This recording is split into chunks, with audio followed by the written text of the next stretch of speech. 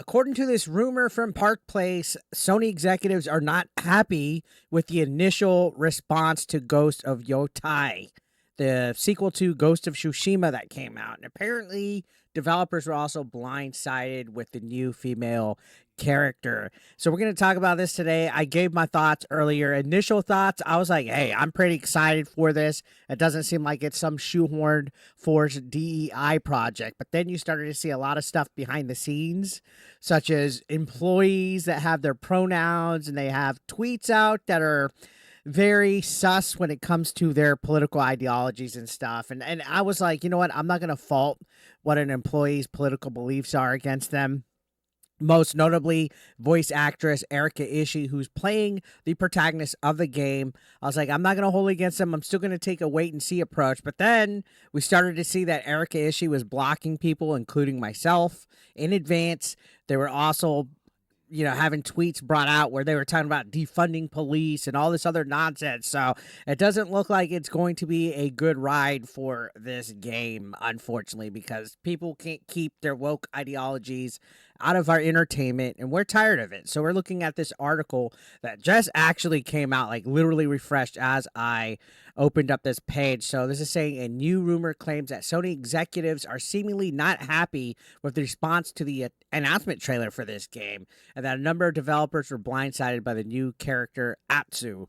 And the new character is female, which a lot of people are like, oh, the right-wing grifters are going to complain and cry. There's a female. I'm not bothered by female protagonists as long as they're written well and as long as their redeeming quality isn't that they're female or that they're LGBTQ.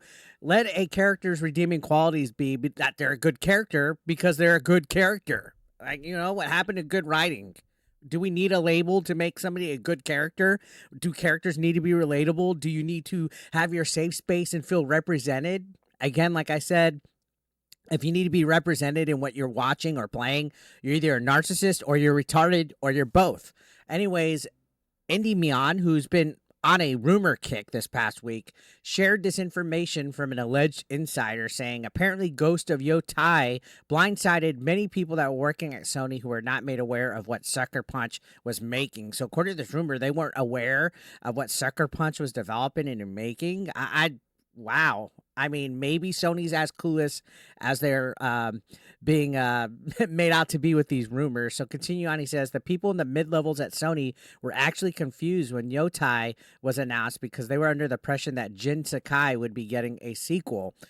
And they're not happy at all when it comes to the response of that game either internally at Sony right now. So Jin Sakai's story was the one from the first Ghost of Tsushima. Evidently, the game received mixed reactions with a number of the top comments saying that Sucker Punch abandoned his story. And according to this, there's some comments right here where they are essentially tearing the game apart. You can see, imagine hearing about Jin as a legendary folktale quest. Ghost of was the best idea to stick with. This way they could tell loads of different stories from different eras, showing pretty cool characters. So there's people right here praising it, but you can see some people are saying Jin is literally a ghost now. Rest in peace. So this is set in 1600, turn of Sengoku Jidō period to Edo, 400 years after Jin Sakai, 1603's establishment of the Tokugawa shogunate, and Yotei is a major mountain in Hokkaido. So some people are saying they look forward to seeing how this is portrayed in the game, but there's people also saying Sucker Punch saw Assassin's Creed Shadows and said, hold on to my sake, which that's actually fucking hilarious. So there seems to be a bit of a mix, hold my sake. Ubisoft, we're finally introducing samurais to Assassin's Creed. Sucker Punch, hold my sake for the second time. Hopefully Jin is still going to be mentioned in the game, probably as a legend about how an 8-foot-tall demon called the Ghost beat the Mongols out of Japan. So you can see, never expected them to make this IP into an anthology series of different time periods. So for the most part, it seems like it's mixed, which is not a bad thing, right? But you can see outside the trailer, Sony and Sucker Punch were heavily criticized for featuring a female character in a formerly male-led franchise, with many pointing to Sony's diversity and inclusion policies. And Cabrutus Rambo, who's the one that put the Sweet Baby Inc. Detected website up, or the curator list on Steam, said, but the female protagonist in the next Ghost of game is not because of DEI reasons. Below, we have Sony's latest corporate report released yesterday. The signs are there. Don't be surprised if we discover things about this game in the future. So, according to this report, it's part of a whole diversity initiative corporate report. You can see all this bullshit. Diversity, equity, inclusion initiatives for coming generations, their DEI statement redefined in 2024. So, honestly, this corporate report seems like some DEI slop. So, yeah, of course, this is DEI now. Dread Roberts also said Ghost of Yotei is Sony's next big game. To think that they wouldn't shove DEI into their most anticipated title is ignorant. There are only so many signs that people can withstand before they start asking questions, and now we're at that point. Continuing on, it says, just because the 3-minute long trailer doesn't outright say it to your face doesn't mean it isn't there, but we should know this by now. Right? So, I mean, this is all fair suspicion. And you can see they are saying it to your face, just not in the place you thought they would.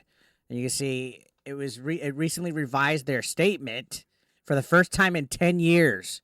Wow. So promote greater opportunities for women. The percentage of women in Sony's workforce is 34%, and that of management positions held by women was 30.7% across the Sony group. Gender diversity. So all the buzzwords are here, guys. All the buzzwords are here. And it's not that, oh, you guys hate women, that's why you're intimidated by it. No, it's that you're pandering to a modern audience. You're pandering to this DEI initiative that is bullshit, and Sony didn't realize that it failed with Concord. Now, continuing on, Axel Carnage says, as if it wasn't already written on the wall with the voice actor's beliefs and advocating of trans rights, now we know Sony is still pushing the agenda of DEI. This game is no different than AC Shadows, than Suicide Squad, than Concord. So, again, another development company that is caving into this pressure, unfortunately. I'm still going to check out this game, but my expectations for it are absolutely abysmal at this point. It says it's going to 100% be a woke DEI fest. Screw Sony. May they lose money hand over foot, and may they market value crash. And you can see, I guess, Mighty Keef. Mighty Keef, who's a guy that copes and sieves online a lot. A lot of people call him out. Wasn't too happy about Andy Meon's take on the game. And apparently Sony chairman, we didn't get to talk about this, but this is where the Sony chairman, or the former Sony chairman, told people, if you don't like it, don't buy it. Which, yeah, this is going to backfire immensely. Imagine being a former executive talking to your consumer base like this. Mighty Keef said, man, what an absolute loser, in response to Andy Meon's criticism of the game. Right, where he said it starts a Japanese woman samurai because, of course, it does. They can't help themselves until every franchise that was built on masculinity is replaced by women, which is fair criticism, right?